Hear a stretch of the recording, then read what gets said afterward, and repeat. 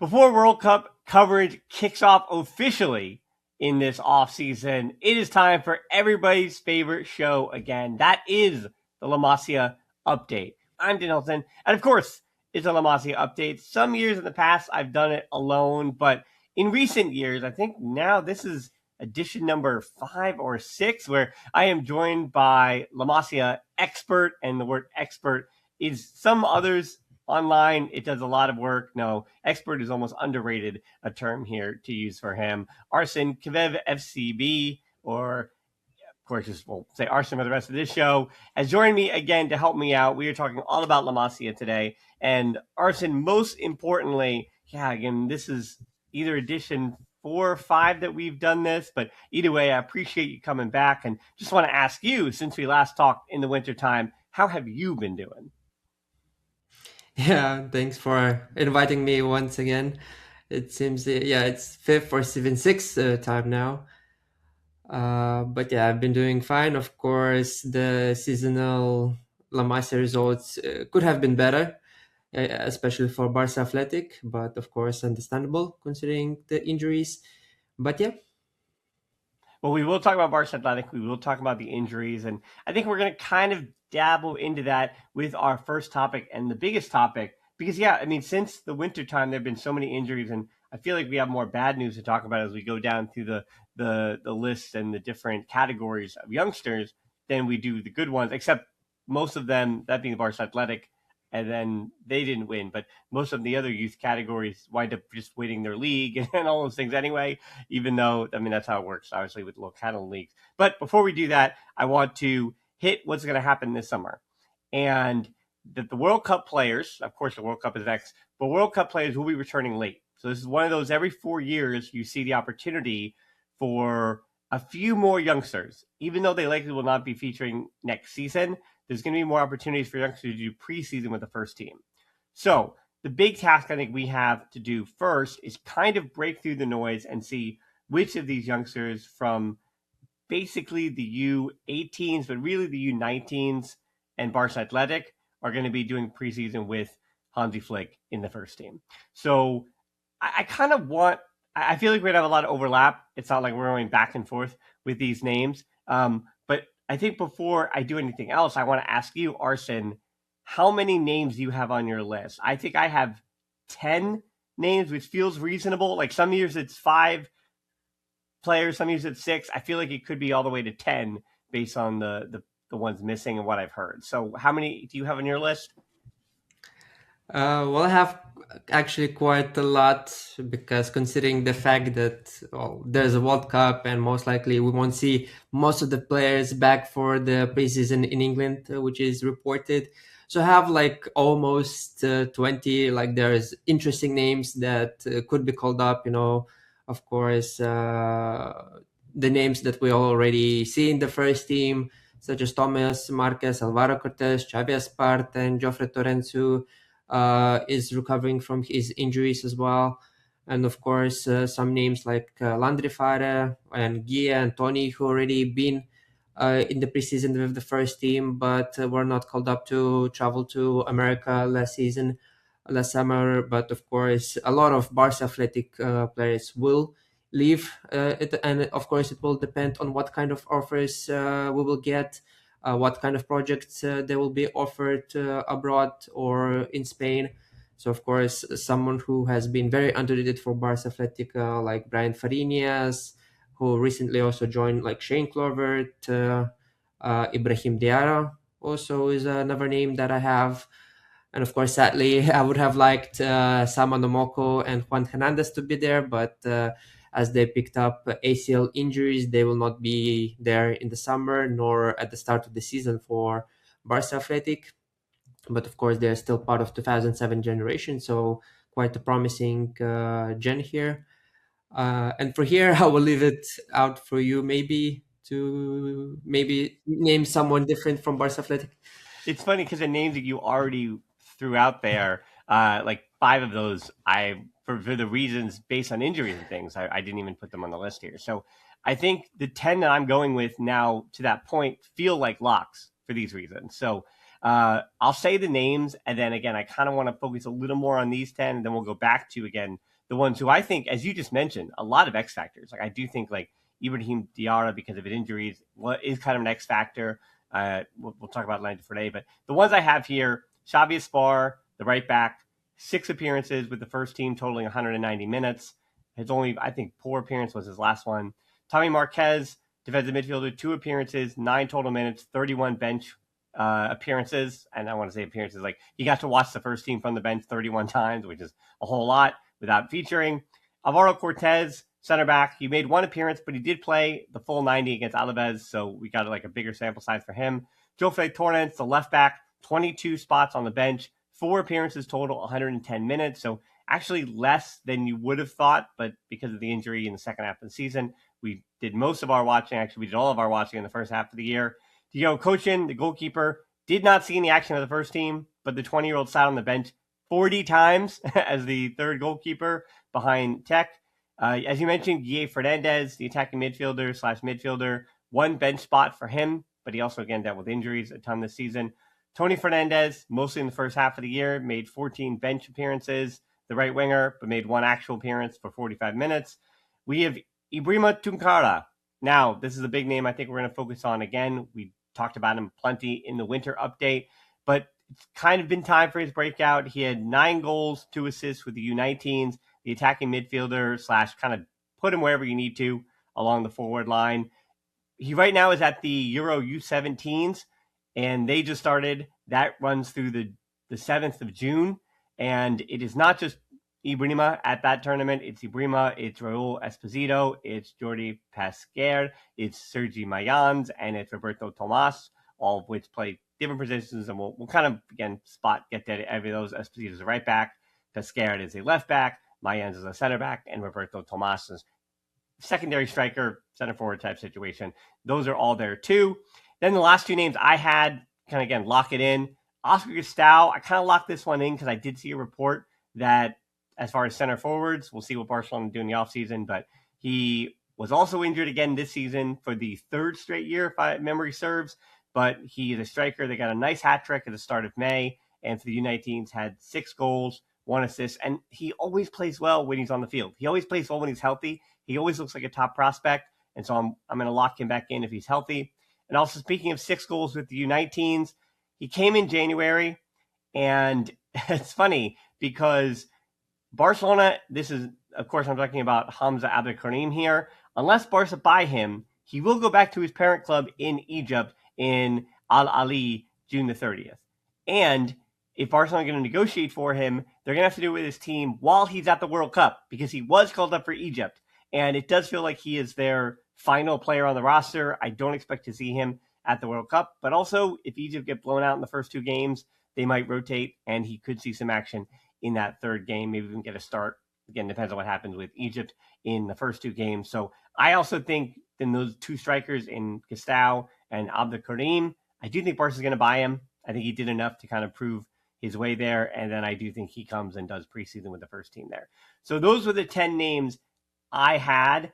And I think the 2 that really jump off the page that we really should discuss here, I mean, again, Aspar, Marquez, Cortez, I kind of feature them in the 5 headlines. I kind of talk about them as first team players. So you could kind of hit the 3 of them in their first team potential. I think people want to hear about that.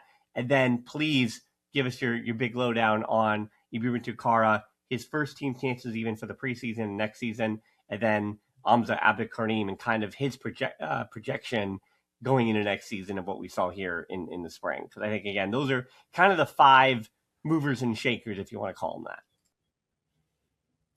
Yeah, regarding the already first teamers, I would say their possibilities of staying in this first team, I think, will depend on who will leave the club.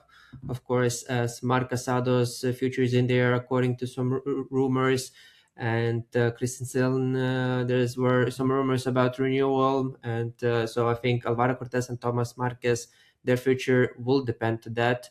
Of course, in case, I would say Alvaro Cortez would be the closest one to leave compared to Thomas Marquez. And of course, with Xavi's part, of course, a lot of fans were not, let's say, satisfied with his performance in the last game of La Liga, but of course it's the last game. When you're surrounded by not the best players, sometimes you also find the game states to be difficult to break down. But yeah, regarding the other players, for example, Embrima Tunkara, I think he will be 100% there with the team for preseason, according to some insiders from sport journalists. And I think I would say definitely he will be there. He will be there. Of course, I started the season as 15-year-old, as we mentioned, playing for under 19s is a massive jump. And of course, then he made his debut for Barça Atlétic, showed some great glimpses of there, playing mostly on the wing. So on that right wing, can play as a cam, also as an eight. But yeah, during his youth, also played as a left winger. So quite versatile player. But for Euro under 17s, where they were playing right now, and had a fantastic opener against Estonia, picking up 2 assists and 1 goal. According to UEFA, of course, some can argue with that. But yeah, regarding his qualities, I would say Well, he also in that game, difficult to see. just to interject, in that game, he had 10 chances created, which you don't know is true, but like that is absurd. And like again, just watching some of his stuff, like he makes a lot of mistakes that a 16-year-old would make, but also like again, his highs are so high that if for some reason he jumps to the first team and his teammates get better and those mistakes aren't around anymore, like the quality is already there. But yeah, I'm obviously everyone is very high on Ibrima for good reason. Yeah, definitely. The technicality is definitely there from Bremer's side of things. Of course, growing up at La Masia will force you to get better with the ball. But of course, he's still young, still needs to improve, as you just mentioned. Of course, we'll see how he adapts to that physical level. Then regarding Hamza Abdelkarim, well, I've seen some different reports that were talking about of us buying him because there's a buy option for him. So technically, we won't need to negotiate with Al Ahly, as in the contract of the loan, there is a buy option, but there's different reports that on the fee. One of reports I saw is 1.5 million. Another one that I saw is 3 million. And I would say both journalists are reliable. So we'll see how things turn out. But based on the things that we saw publicly, I would say Hamza will definitely stay, and that call up from Egypt definitely helps for him to stay at Barcelona and be called up for the preseason. Regarding his qualities, of course, he played quite late due to some bureaucratical issues. But after adapting, he scored on his debut fantastic header to equalize, I think, the game. It was against Huesca. But yeah, regarding his qualities, great in there, great in the box, dangerous, can be great finisher. Of course, only 1 goal out of 6 was scored with his foot. Other 5 goals were with his head. So it's a bit unusual to see at La Masia player scoring a header. So, and Hamza has achieved that on multiple occasions. But with the ball, I would say that is definitely his negative side, as he needs to improve how to play with it. But Barcelona is the best place to learn and develop that side of your football.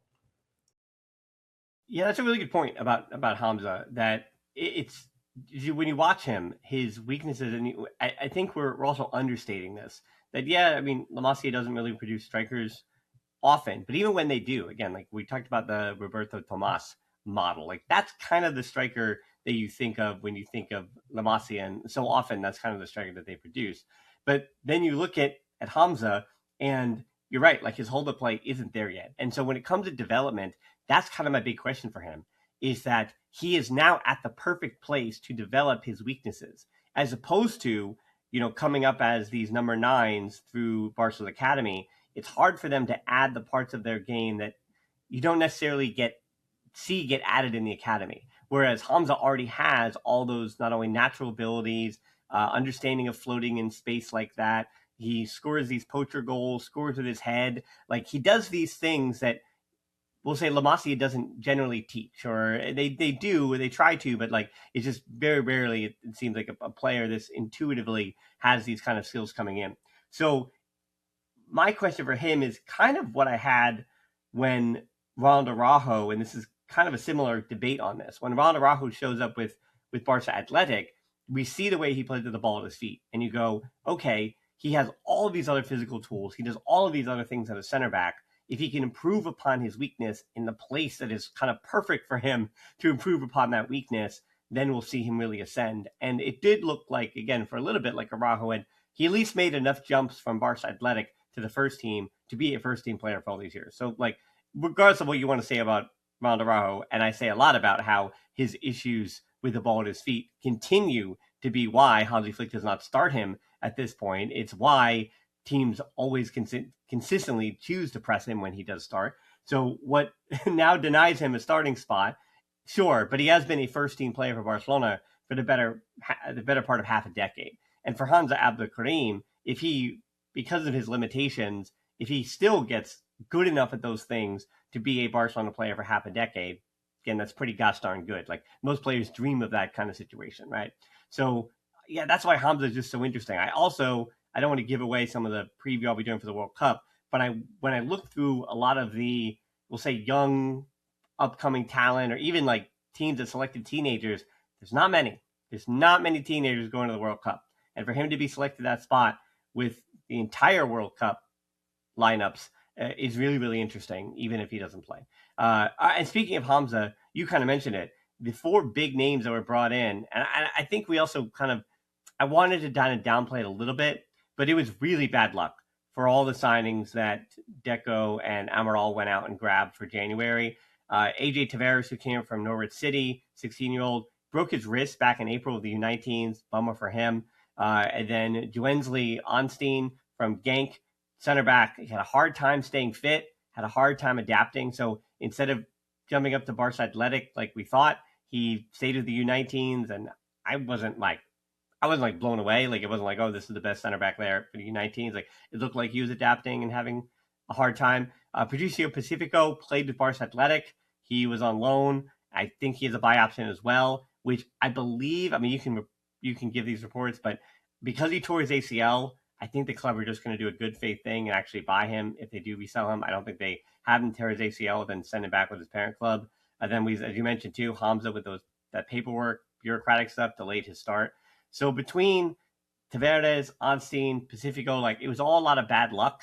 But I mean, those are still the big names you wanted to bring in. And what is your sense? What is your feeling? What is your vibe? Because again, Tavares and Onstein were just bought outright, and then Pacifico is the on loan with the buy option. So we'll see what happens with him. But yeah, what are your impressions of the other three January signings? Yeah, regarding as you mentioned about Onstein, I would say it's a bit too early to judge him. Of course, he played very limited minutes, and in the Copa Campeones, he didn't participate at all. So that it was an interesting choice.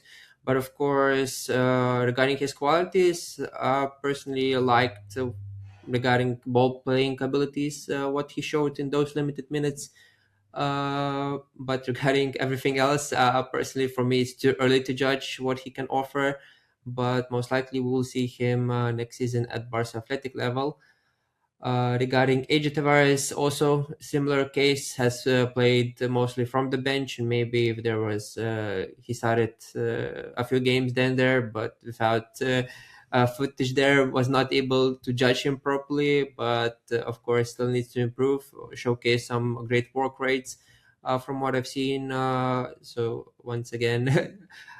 Too early to judge another winger, but regarding Patricio Pacifico, that was the most that I was having high hopes of, even debuting maybe this season for the first team, and then unfortunately he picked up that ACL injury in the last month or so of the season.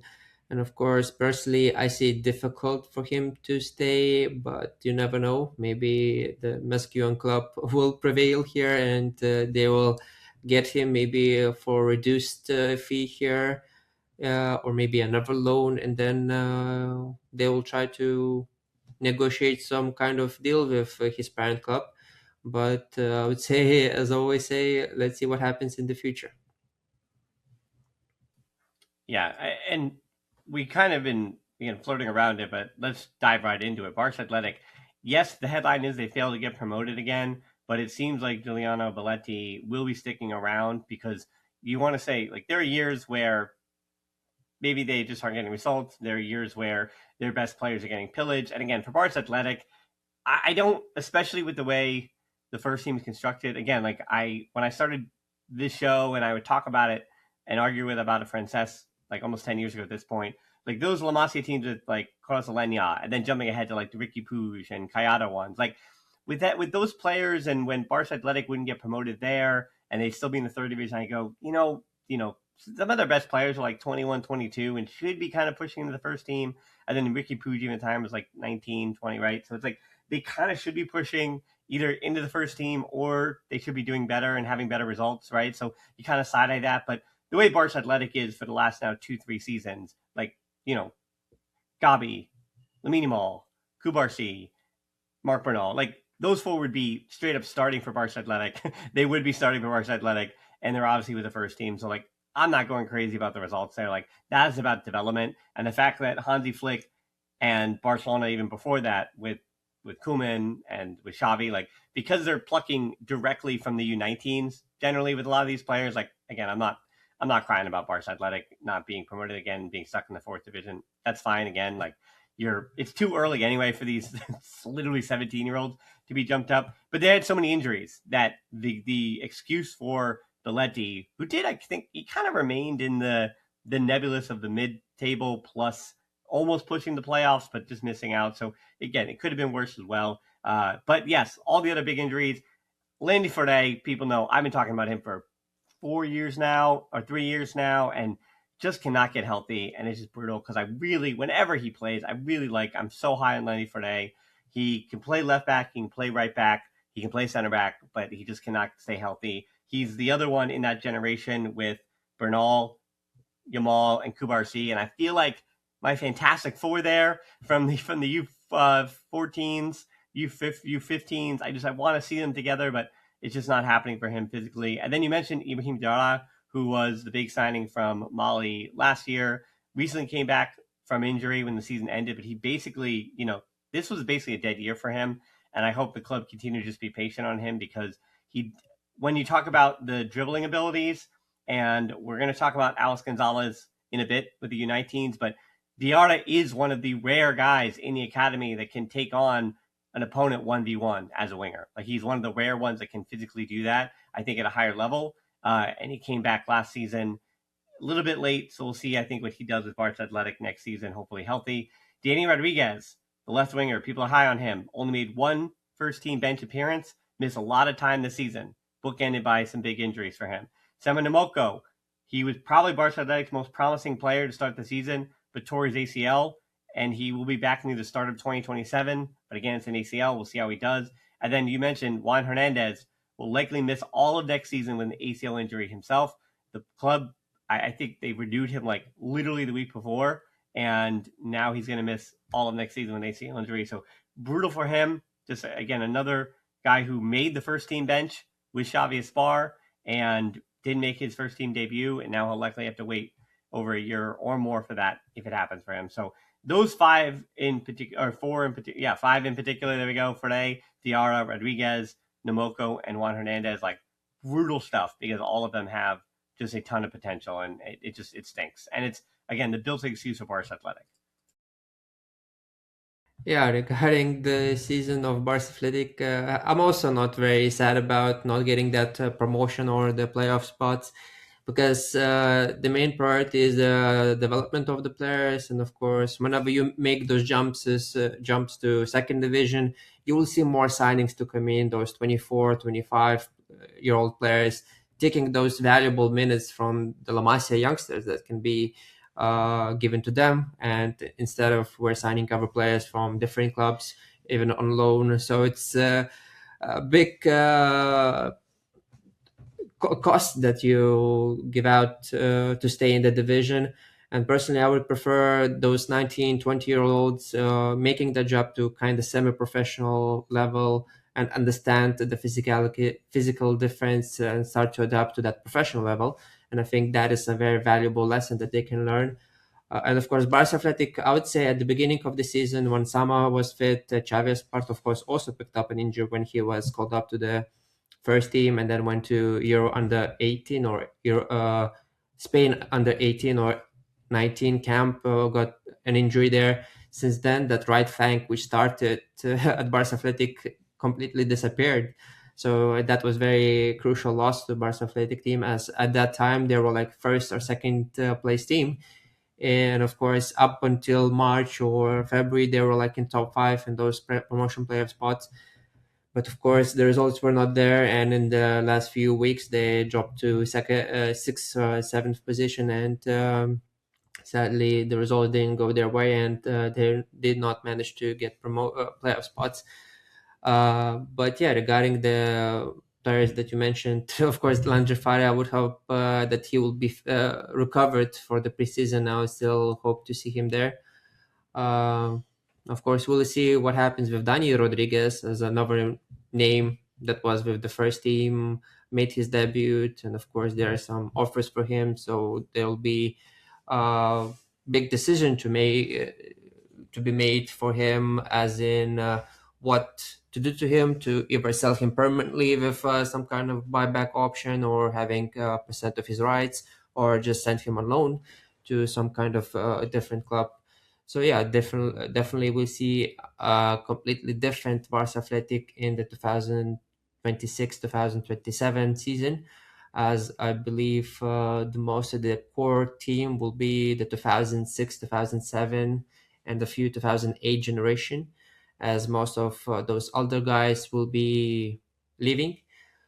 And kind of excited as we'll see what happens in the preseason. Will the players stay there with the first team, or will they go to Barça Athletic? Will we see some kind of Fermin Lopez story that some underrated youngster will be kept, as we saw with Xavi, or will we sign some more players, as we're linked with Anthony Gordon, some other players? Maybe Jan Vergile will come back as well due to Mallorca's relegation, and that will close another spot for another youngster. So we'll see.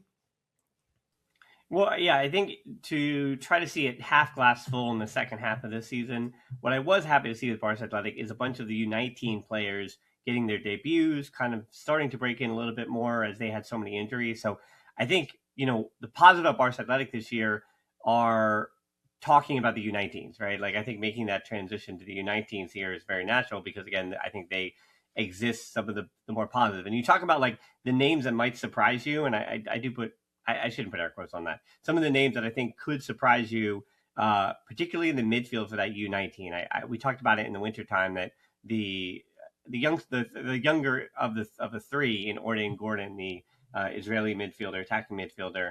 I don't expect to see him. I think he'll just be the U19s or Barca Athletic next year. But the other two, in Pedro Rodriguez and Pedro Villar, who both have an ability. Rodriguez is more of like the box to box one, and then Villar is much more like the defensive midfielder type. But their goal contributions pretty huge. Like Pedro Rodriguez with the U19s had 9 goals, 7 assists. Pedro Villar 12 goals, 1 assist. And why I bring that up is because very much when we watched Gabi before he got called to the first team. I mean, he was also he was the same age as Pedro Villar when he was with the U19s. But either way, Gabi kind of just controlled these games, and with Rodriguez and Villar, it's kind of a similar thing. So I don't think it's that crazy that one of those two midfielders kind of, or both, get jumped up to the first team to kind of fill bodies, and then can wind up being impressive here. Adrian Guerrero, also, he led the U19s with goal contributions, 13 goals, 7 assists. I feel like we've, for the last now, 2-3 years, have been just saying we bring his name up because he winds up either being leading a category or being high in the goal contributions, but we don't really talk about him as a first team talent because he is kind of a little smaller. Again, plays secondary striker, not really a natural striker, can play on the wing if necessary, but usually plays to the middle. 20 goal contributions total. His first team potential is really interesting to me because I don't see it, but I also, you could talk me into it. Like, if you're going to make me pick a Fermin Lopez type in the next 2 seasons, I think it might be Adrian Guerrero because he's scoring goals. And you go, okay, well, if he scores goals there, why can't that work up to the next level? Then the last two names I want to throw at you from the U19s, and then I'll of course ask you. We talked about like Hafiz Gariba in the past. Gestat was there. Shane Kluivert, we talked about in the winter time, so I don't need to retread that, but he started to do Barça Atlétic, where he'll be next year. And you mentioned he might go to first team training. Kim Junet, really interesting name because he's probably going to be gone, but we don't know. Leo Saka, same thing, 19-year-old Moldovan international left center back, probably gone. Baba Karuma is a huge name. That's Ethan Moriba's younger brother that I continue to be really high on, but we'll kind of see what happens with him. Is he going to be the Barça Atlétic next year? Who knows? Nuyu Fofana was making some appearances at Barça Atlétic, a winger. We'll see about that. But again, I think the last two names I want to bring up here with between Guerrero, Pedro Rodriguez, VR, and then these two is the center back, Nico Marcipar. We haven't really ever talked about him, but I think we should. He's kind of a name to kind of mention. I feel like he started to break out here in the second half. And then Jordi Pesquer, the left back I had mentioned. Seems like every time there's like Spain youth highlights, he's a big part of it. And with the U19s, like he is a left back, and he's usually the left back there. So maybe it's time to give him some respect. And then, sorry, there's six names. I kind of wrong. Alex Gonzalez is the other really interesting one. Left winger, arrived in February from CF Dom.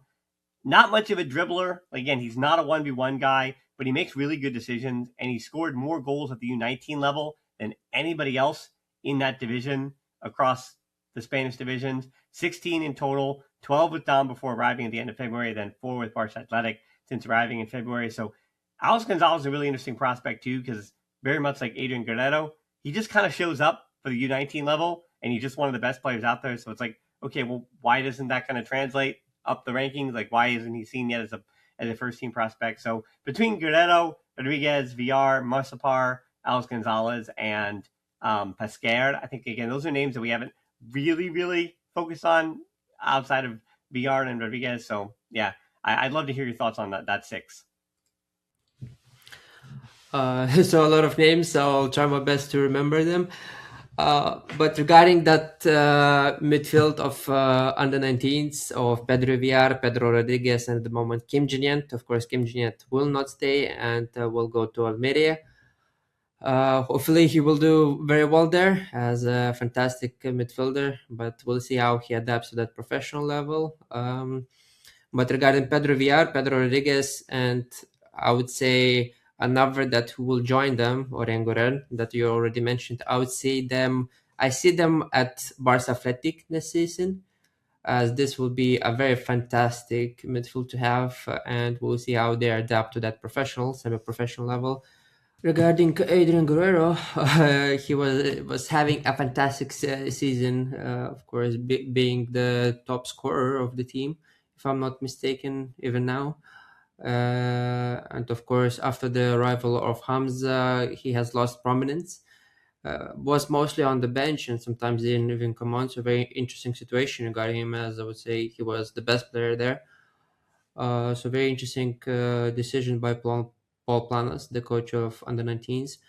So I would say will be interesting to see what happens with him in the summer, even as there is what I've heard quite a few offers for him already in second division.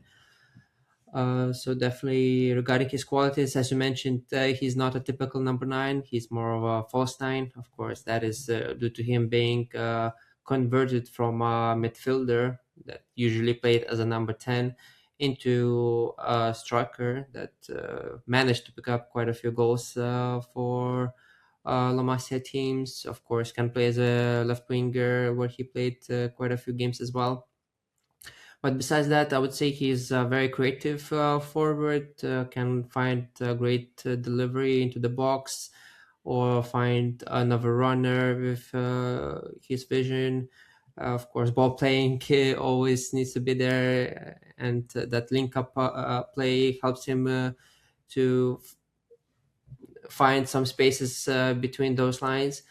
Besides that, I would say he's a very interesting player, but as you mentioned, I would say difficult for him to find a place in the first team, except in that Fermin Lopez position as that number 10, as that fourth attacking midfielder, as we say. Moving on to Nico Marcipar, Argentinian centre back, but sometimes plays as a left back as well. Um, Also a very interesting defender, I would say, but don't see his future in the first team, mostly because he needs to develop more defensively. Of course, after making that jump to Juvenil, has gotten better at it. Of course, ball playing is top notch, but of course, he lost that prominence at Argentinian youth national team as he was playing at CONMEBOL, if I'm not mistaken, under 16 or 17 level, but has not appeared for them in a while. And of course, but appearing more and more for Paul Planas at under 19. And Jordi Pasquer, a very fantastic left back, another promising left back coming through La Masia. Of course, I like Ahmed Aberkni a lot as well, but Jordi Pasquer is definitely up there among the top left backs in the academy. Regarding his qualities, I would say if you look at his profile, he reminds you of Jordi Alba, especially with his crossing abilities. He found provided 2 assists in Copa Campeones, if I'm not mistaken, here in the last week or so, and had a fantastic debut for under 19s, I would say. As he mostly played with under 18s this season, but due to Paul Bernabeu unavailability and some discomforts to Lorenzo Ortelli, Paul Planas, the coach of under 19s, preferred to have Jordi Pesquer there. And I think he definitely made an impression at under 19 level. I would say we'll see definitely him there, or maybe at Barça Atlétic preseason. Yeah, I think those are the names I said to really hit on. Now, usually we go down, we go U18s and U16s, but due to, we'll say, the how little I feel like things change at those levels in the springtime now, and I don't really have any new names. Like I've Ivo Martinez, we've mentioned before, Ico Rodriguez, the goalkeeper, Gorka Briel, who I've been high on, you've been high on. 6-month hamstring injury in March. He's going to be out for a bit. And then going down to the U16s, the guys we kind of talked about in the wintertime, Artem Ryback, Hugo Garces. So there's not really any other big names mentioned. Like, do you think anybody from the U18s or the U16s should? And again, U16s is Cadet A, and then the U18s is the Juvenil Bay. So from that list, is there anybody that like we have to mention? Like you felt like really jumped out in the last 5 months? I mean, for me, I think Hugo Garces would be the pick there, but yeah, I want to hear from you. If you just have to say one or two, three names from those categories, but I don't want to like really linger on them like we usually do. Mm, yeah, as you mentioned, some of the names are like Artem Rybak. Of course, his future is still up in there. He needs to sign that professional contract as he's turning 16 this year. Also, Hugo Garces, another interesting midfielder to keep an eye on in the future. Of course, he has renewed his contract yesterday, if I'm not mistaken. So that's a great renewal for the club. Other names as Ruslan Ba, also a very interesting, let's say, winger, because usually for La Masia he plays as a left winger, but for Spain under 16s he appears more as a right winger or even as a 10 sometimes. So also another name, but of course his renewal is still up in there. Um, who else? Who I found interesting? Of course, there's Gu Chukla, a right back that is coming through. Also another age representative, represented by the Zahavi agency. And of course, his renewal is also confirmed this season.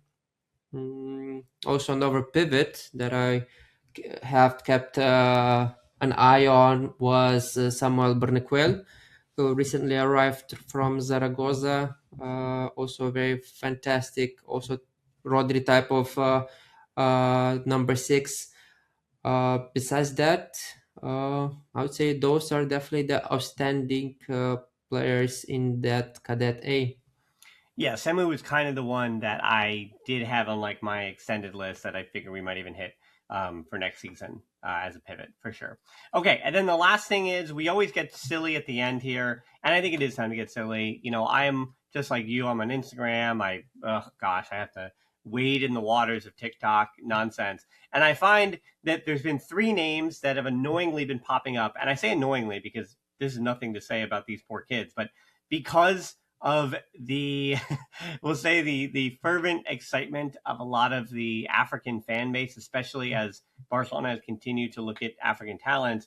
There are some players with who do play for the Spain youth teams, but also have Nigerian eligibility in the two brothers, Divine Ikenna, who plays with the U15s, Cadet Bay, 15 goals a season. Then his younger brother, and again, we have had the misfortune, I want to say, or fortune, of having seen the results of the Liga Futures tournament and the two big names in the Liga Future tournaments, which is the U12s, by the way. So under 12s, which is the Infantil C, which is not even Infantil B or Infantil A. It's the under 12s. But unfortunately, I do say this unfortunately, the two names that went viral here was Destiny Casiso, the younger brother of Divine Ikenna.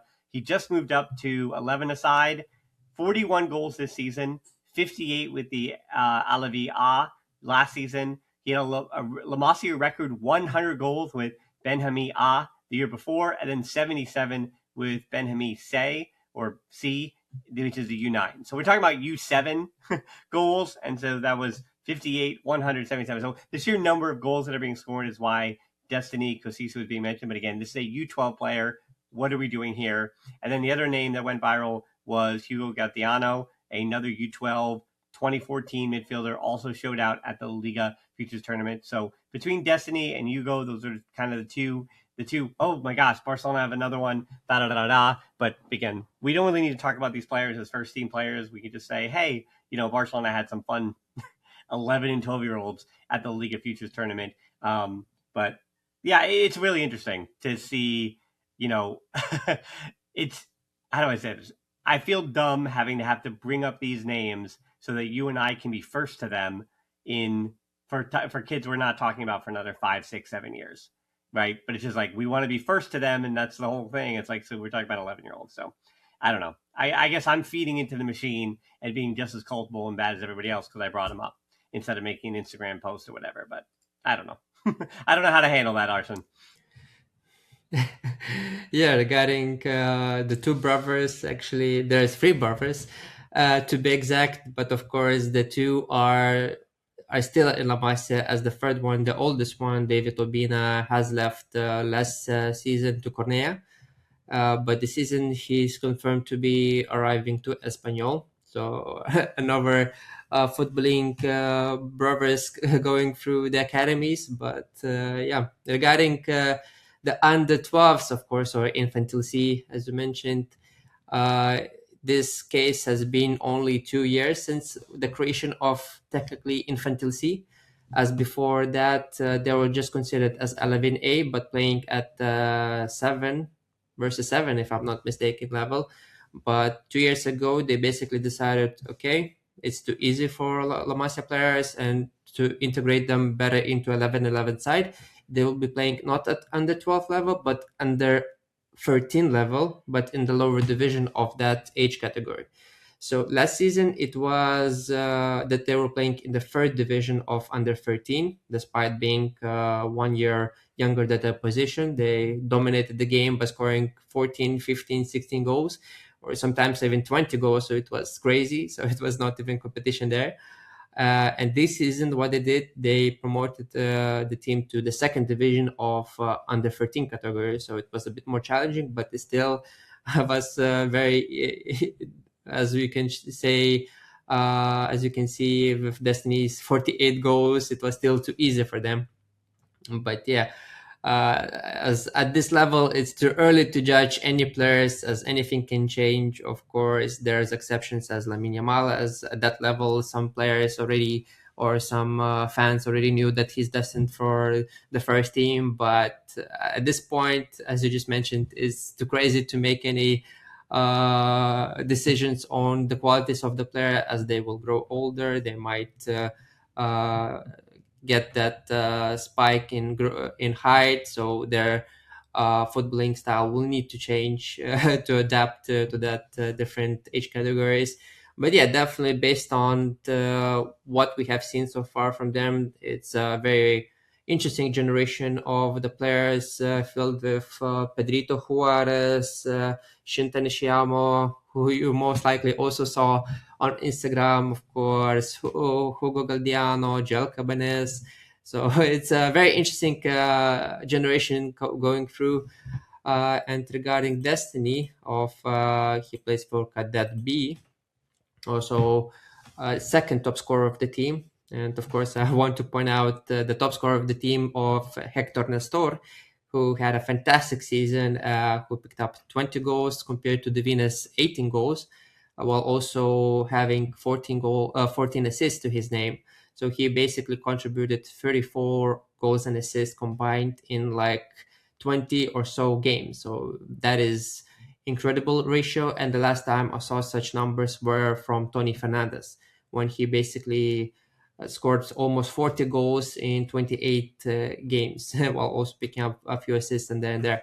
So regarding Hector Nestor, what I would like to mention more as even an exclusive, that uh, people at the club considering to promote him straight from Cadet B to under 18 level. So he will be 15 when he turns 15. He will be he already made his debut for Juvenil B, so he's eligible to play at under 18, under 19 level. So the club deciding or thinking about to permanently promote him to the under 18 level, as he made a great impression at the club, and his level, I would say, will be too easy at Cadet A. But of course, the final decision will be made in the coming weeks. But coming back to Yeah, I just want to repeat that is Hector Nestor we're talking about. Yeah, that's kind of a new name. Like we mentioned him, I think, very briefly in the wintertime. So yeah, if you wanted that big name underneath at the end, we'll say the under U18s and down categories. That's the name. yeah, that's a name I would pick out and to maybe remember it for a bit. And come back to Divine, of course, the two strikers of Destiny and Divine. Uh, Also a fantastic striker. I would say not a typical number 9, a bit far away from it, but still more all-rounder, can score headers, can score uh, from long range, can poach as well inside the box. So a very interesting project of striker coming through La Masia, which is unusual. But of course, another name of a striker that I was hoping that will be changed, that we do not create strikers, was with Ismail Zani of Moroccan ancestry. But sadly, things are also not going very well for him due to discomfort from also off the pitch stuff.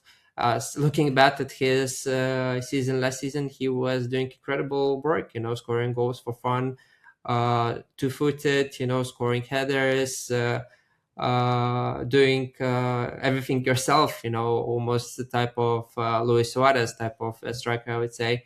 And I was very impressed with him last season, but sadly, this season he has not played a single game.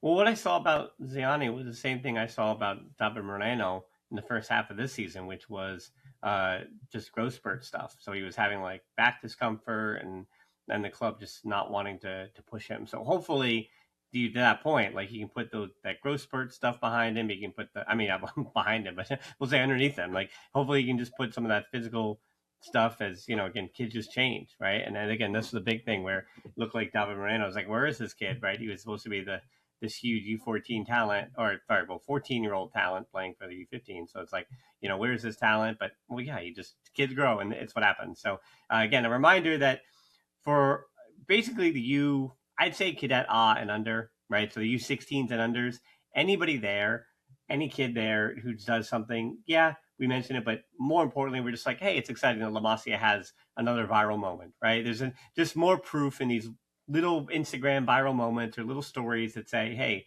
look, La Masia has a bunch of other talent and continues to be exciting. And and whatever. So we'll just put a pin in all those names. We'll return to them when it's time to get there in 4 or 5 years time for many of them. Or again, just we'll see where their careers go. And it's fun to see where these kids, and how they progress from year to year.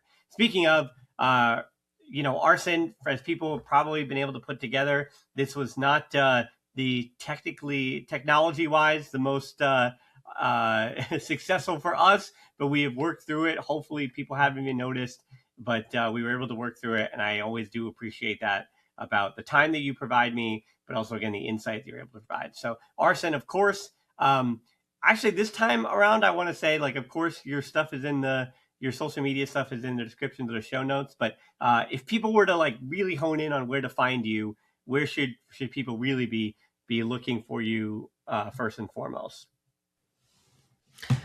I would say X, or as formerly known as Twitter, as I'm more active there, and you can read my more personalized opinions compared to Instagram or YouTube, where I keep it more professional. So yeah, as it's on X at ArsenKveFCB. Okay, yeah, so that, of course, is in the show notes or the description. Again, he also does stuff on YouTube, Instagram. Again, when it comes to the Masia follows, this is your man. So, Arsen, thanks so much, as always. And I think it's time. I'm going to have to plug my nose and jump headfirst into the World Cup buzz world. And we'll see what kind of content we can make from that. A lot of expected stuff from the World Cup.